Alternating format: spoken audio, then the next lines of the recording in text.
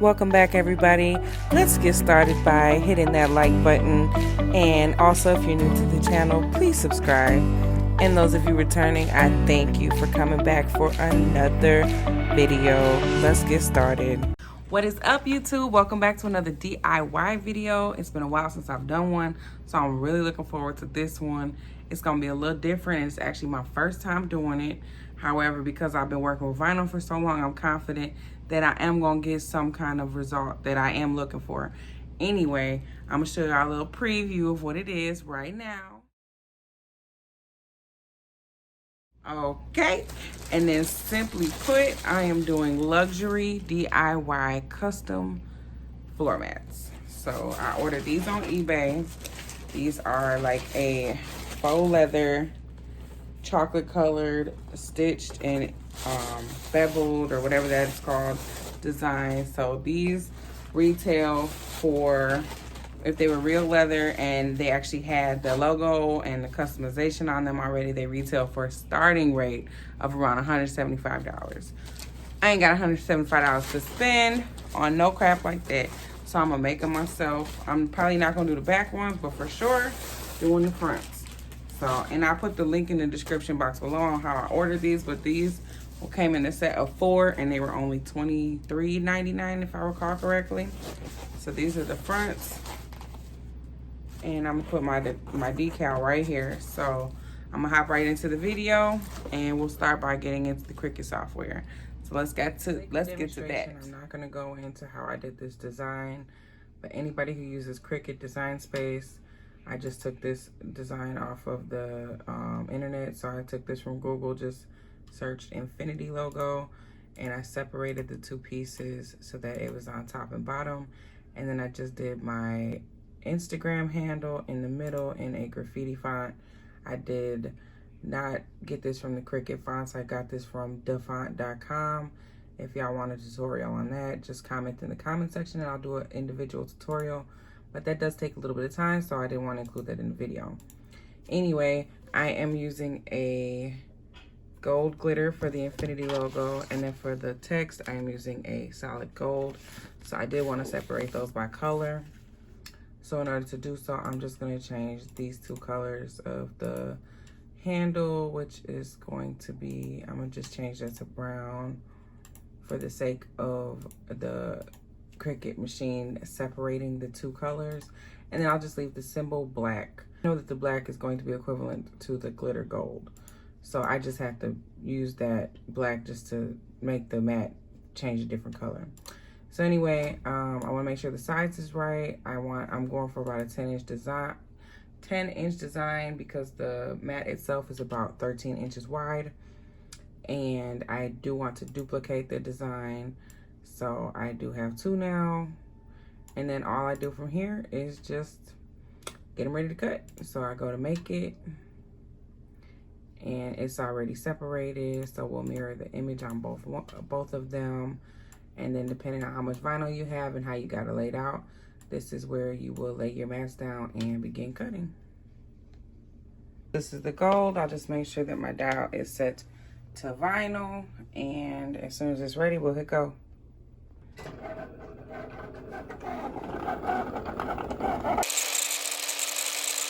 Now, anybody who questioned me on why I said put it on vinyl instead of iron-on, this is the reason. So when I use my Cricut machine, for some reason my blades, even though they are not brand new, they do cut real deep. And as you can see right here, I have some lifting.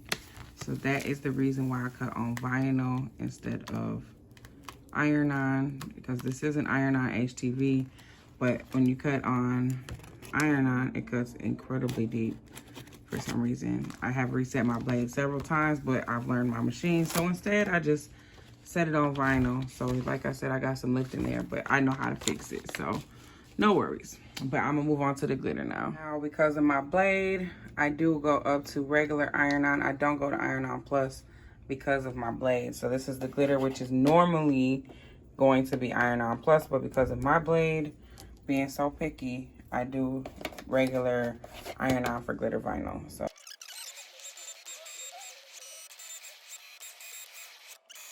Now before I start weeding, this is where I will turn on my heat press and change its settings because I have it set for sublimation. So for this vinyl, you'll want to add 315, so 315 degrees. And I know you can't see my screen up here, but it's changing to, so I got it set to 315, and then I'm gonna do 20 seconds total. And we'll let that heat up, and then we'll weed this vinyl out.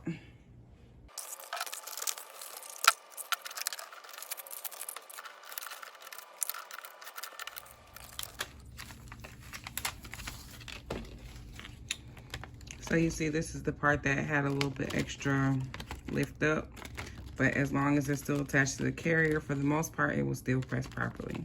So that's almost entirely weeded. I just gotta get those ats, and we can begin pressing. I'm almost at 300 degrees on the heat press. I have that heat press up to 315 degrees. Let me just move that out the way so y'all can see here. That's at 315 degrees. So then you'll just get your, normally you would heat your surface area, the area that you're working on. But because this is not cotton, this is actually a faux leather, we don't want this to melt or to damage. So we're just gonna heat it for the exact amount of time we need it to. So I'm gonna start with the, just kind of placing things just to see where I want them at. And I have this big ruler here to kind of just make sure I'm centered. It's not as long as I'd like it to be. But normally to tell you're centered, here's a good tip. So you'll fold your design in half. And so we'll use the infinity point as our guide. And then you'll just take your ruler and make it flat with the bottom of the surface. And then once you have that crease exactly aligned with the ruler, that's how you know your design is even. Centered, on the other hand, you have to make sure you have a ruler large enough to determine the center. So I know that it is even, I just don't know if it's centered, so I'm gonna eyeball that. But to me, that looks good. It's for my car, so I don't care.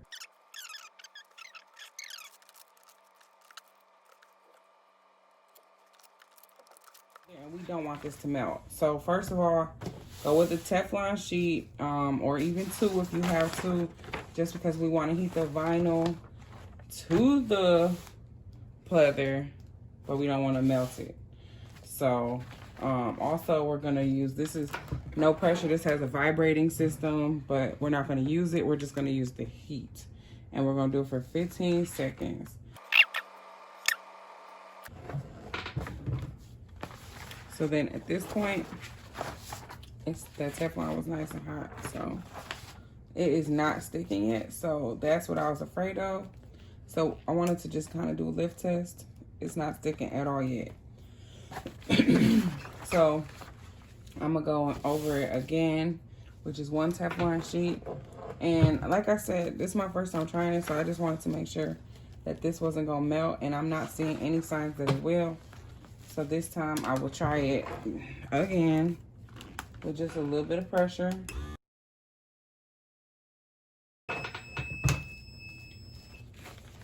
And then we'll see how we're looking.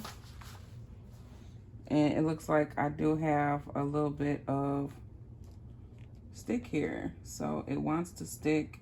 It's gonna be in the creases that it doesn't. And I felt like that was gonna be an issue. But I'm not too concerned about it because I'm gonna go over it again without the plastic carrier on it. But we're just gonna do a little lift test. And if the majority of it stays, I'm gonna pull it up. And then same thing for the gold. So go on a point where you know it's gonna be sticking at. So like I said, right here, the T is coming up a little bit, and the I. And I knew that was gonna happen with these little bitty letters, and I had prepared for it. So I am gonna go over it again without the plastic carrier. Oh, that C wants to come all the way up, y'all. This one does too. So, like I said, this is something that I had expected because of the creases. And of course, I'm sure you could just buy a floor mat without that, like without all the indentations. But I like this leather look, so I'm gonna just push those down into it.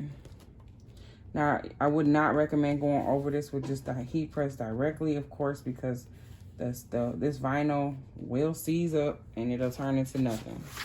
But if you use a Teflon sheet, you can get a little bit more on there. And this time, I'm gonna just rub it around. So it's like having like a regular iron. And I'm just rubbing it in and trying to push it down a little bit.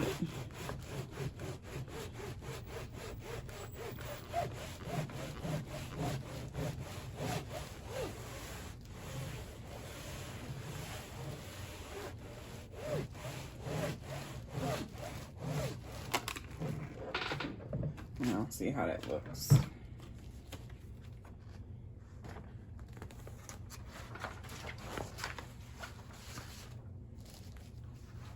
So if I push it in there and the vinyl is still hot, it looks like it wants to stay. So, but this is really hot, y'all, and it's starting to bend in a little bit. So apparently this is a little bit heat sensitive. So that last press right there is gonna have to be my last one, because I'm not gonna damage this floor mat before I even get to use it. But now that I have stuck the letters in there with my fingertips, by the way, be careful because this is really, really hot. It looks like they want to stay. Now, I'm not committed to this design either way it goes. So if the letters do begin to lift, I ain't too worried about it because it is from my car. But that turned out hella dope, y'all. So I'm gonna do this last one and then I'll show y'all what it looks like in the car. So if you want to go over it just one more time with like a individual iron, that's up to you. So I'm gonna do this next one and then we'll do what it looks like in the car. This is the final product. So this is how they turned out. One did turn out better than the other one. I can't remember. It was the second one. I think, oh, it was this one. So I was able to get those into the indentations a little better because I squeezed them in there while they were still hot. And so they did stick a little bit better. Either way, it goes from a distance. I'm talking clutch, okay? Clutch. I can't wait to put these out in my car. I'm gonna do it in the morning because right now it's dark outside, so I can't wait. But I'm gonna show y'all what it looks like. Okay.